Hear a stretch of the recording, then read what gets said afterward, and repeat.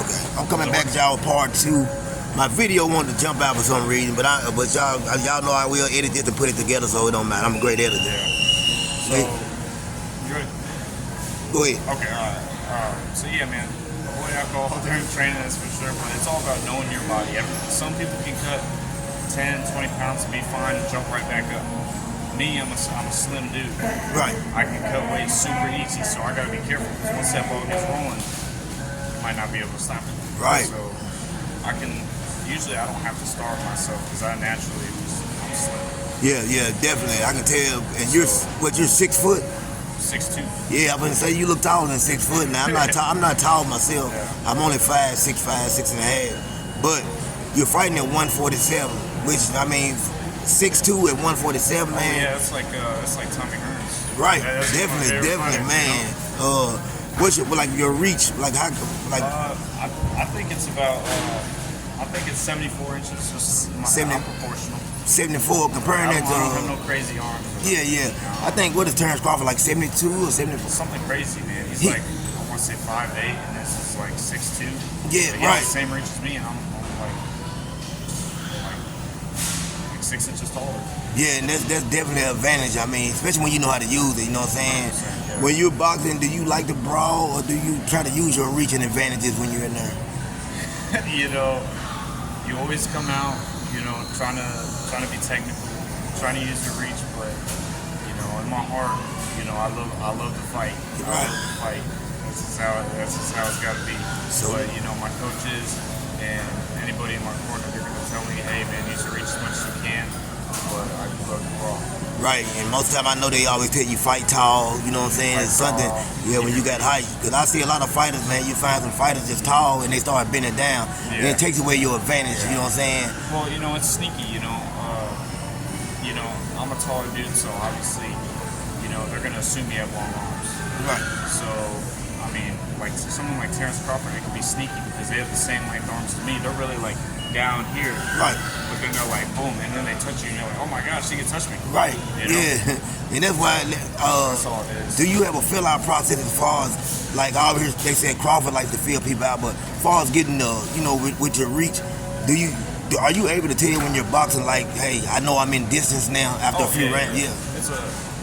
It just takes time and experience, man. It's just one of those things. You get your stance, you take a step back. You just at a certain point, you just know. You just like it's so ingrained into you that the second that they step into your range, right? You're like, get on. They right there. Yeah, you're like, especially as a taller dude, your coaches are gonna be watching for that. Right, definitely. Distance. So you had your first fight was a TKO in the first round. So have you started already looking into I know when you're coming up in your career and you're young, the first thing they want to really do is try to get you a lot of fights in early. Yeah. We're trying to stay active for sure. Right. Our goal is just to fight every few months, maybe every 2 months, right. Every 3 months, something like that. Maybe even every other month. Right. So we're looking at a few things. I am a college student. Okay. I do have a job. I work 2 jobs. Oh man. So, but boxing comes first to me. Yeah, and let me ask you about that.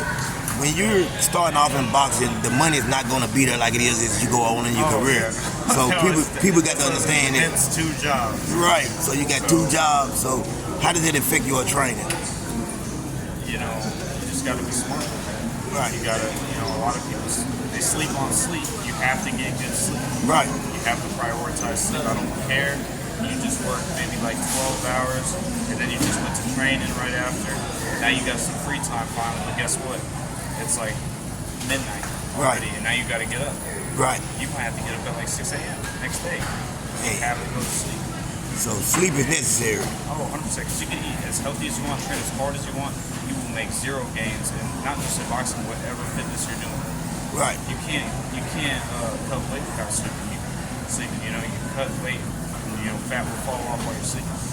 Definitely. I definitely agree with that. Now, I know you had the opportunity, because we talked a lot about it on Instagram, inboxing each other and stuff. Yeah. The Terrence Crawford and Earl Spence fight. What did you take away from that fight? What did you see?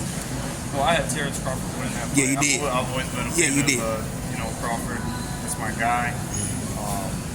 You know, I took what his timing was impeccable. Yes. He came into that fight, ready to go.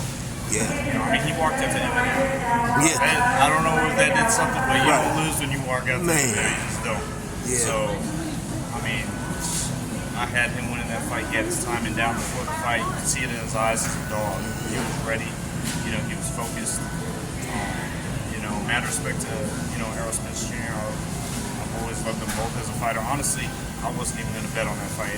I said, I hope Bud wins. I like Bud.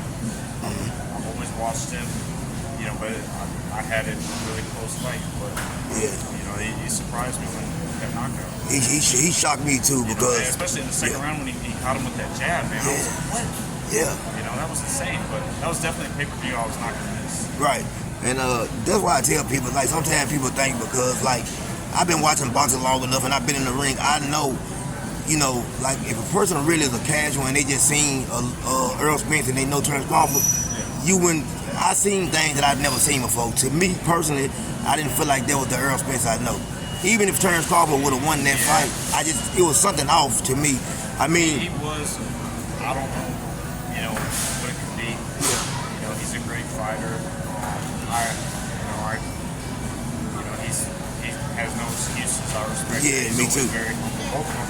I really like both of those fighters because they're always, no excuses. They're always straight to business. I like them both. But I don't know what was going on. It could be the car crash. Yeah. You hear a lot about that, but he didn't make any excuses on it. Yeah, right. At 154, because some people are saying he was weight drained. If that was the case, do you think... He could have been. He did, he did look like up here, you could tell when someone's cut too much weight. Right. A lot of the times in the amateurs, people would still try and cut like 10 pounds. But you got to weigh in the same day during the amateurs. Yeah. And you can tell when someone's weight drained, you can tell it. For me, I tell them their face and their eyes, they look drowsy. Right. Because your body, even if you drink and eat and you're back up to your usual weight, that's not, you just cut all that weight and you just fill your body up. It hasn't had any time to process. Right. So you did see, like, to you it looked like a weight drain, or maybe. It could have been. Right. It's hard to say. It could have been a combination of things. Yeah, It could have been a weight drain. It could have been, a car accident. Regardless of me, he's a great fighter, and to be able to come back from something like that, he didn't take any tune-ups. No. Right after that car accident, he fought Danny Garcia. Right. That was a great fight. I'll watch that fight too. Yeah, so definitely shout out to both of those guys. They both humble guys, and I like both of them. I mean, I respect what they've done in the ring, and people sometimes are scared to lose their O, and so they don't take on the good fights. I mean, how do you feel about that now with these boxers? Now it seems like everybody, because they don't want to lose their O, they don't fight each other. Man, honestly, I think it's less of the fighter, more the promoters. Right. People forget boxing is about making money. Yes. If you get casual fans make more money for the sport than seasoned fans like you and me. Yeah. Even though me and you know, hey, just because he's like 20-0, that really doesn't mean as much as like maybe what he used to be. Right. Or you really look at that record, but to a casual fan, they're like, oh, 20-0. Right. Versus like 15-0. Oh, right. Oh my gosh. It doesn't mean that's just what makes money. Yeah. So a lot of times from a fighter, me personally, I don't care. I just love to fight. Me too. Yeah. Me too. Time. Fight, I'm thinking time is, if you, let's say for instance now, everything goes the way you want your career to go. If you could fight any 3 fighters at 147, fantasy fights down the line, who would that be? Like current fighters, or just are we going all time? It could be up and coming, or or I want current fighters, but it could be up and coming. But I know like some of the guys are older than you. You're 19, so Yeah, I don't know. I haven't really thought on that. For me, with boxing, the biggest thing that what I've noticed the most improvement with, you can't look at the end goal. The end goal, of course, is to be a champion, and, right? Pound for pound best. But you got to take it one step at a time. Right. When I first stepped in the gym before I even had my first amateur fight, my goal was, okay, we're going to get my first amateur fight. Okay, and then once I got my first amateur fight, all right, now we're going to get 10 fights so we can become open. And then we're going to fight this guy, and then we're just going to climb up the ranks. And then now we got to win Golden Gloves for state. Now we got to win for regions. Now we got to go to nationals. You got to take it step by step. If you look at the long goal, it might seem that you get unmotivated. Right. You know, you're like, oh my gosh, it's such a far, go away. It's like in college, you got to take it semester by semester, week by week. Right. Knock out this assignment, and then, eventually all of that will add up. So just keep doing the right thing, keep eating healthy, keep working out. Whatever you're doing, as long as you stay consistent, you're going to see some gain. And this is not just boxing, this is life. Right, definitely. That's everything.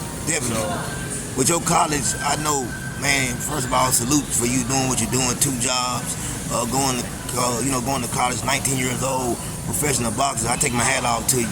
So as your career goes on, I mean, like a lot of people I notice in college football especially, like they might take up something just to be taking it up, just to play football. Yeah. Do you really plan on making what you're taking up in college a professional after boxing? Like what are you majoring in right now? Oh, I'm a nursing major, so. Oh, wow. I just finished my first year of prerequisites. I'm not in the nursing school yet because you gotta do all this other stuff and then you applied for it. But I know it's gonna be difficult, but definitely we'll get to that when we get to it. Yeah, figure it out definitely. when we get there. You just gotta stay ready, stay focused in the moment. You can get caught if you live in the future, you miss the present. If you live in the past, you're gonna mess with the future. So this definitely something you have a career that you definitely can fall back on. That's what I was asking. Like I said, a lot of guys might take up sports journalism. And a lot of people say, "Oh, there's no plan B." Yeah. But boxing is such an unpredictable sport, and for me, my dad was in the military, right? Right. So he's 100% disabled veteran, 20 years. So shout out to your dad. You can get free college in the state of Tennessee. You know what I'm saying? So it would be a smack in the face of my dad if I just didn't get my education. He did 20 years in the military, dug my family out. Right.